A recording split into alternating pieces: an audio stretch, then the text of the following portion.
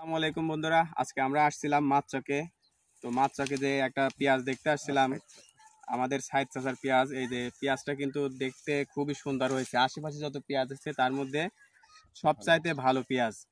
সুলতান বলেন, রানী ওয়ান বলেন বা হাইব্রিড বলেন, সব চাইতেই এই পেঁয়াজটা অনেক ভালো হয়েছে। ফরহাদ ভাই, তো এই পেঁয়াজটার জাতটা কি? এই জাতটা হচ্ছে গোল্ডেন করাস।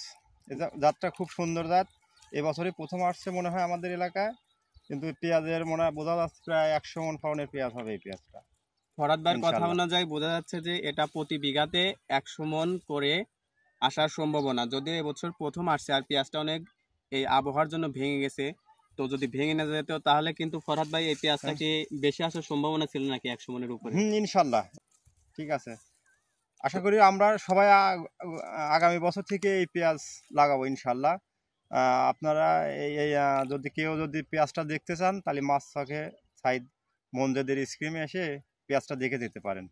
সব চাষিরা উপকৃত হবে, সবাই তাতে দুটা ফসল ঘরে তোলে, সেই আশায় আমার কথা এখানে শেষ করছি। আসসালামু আলাইকুম।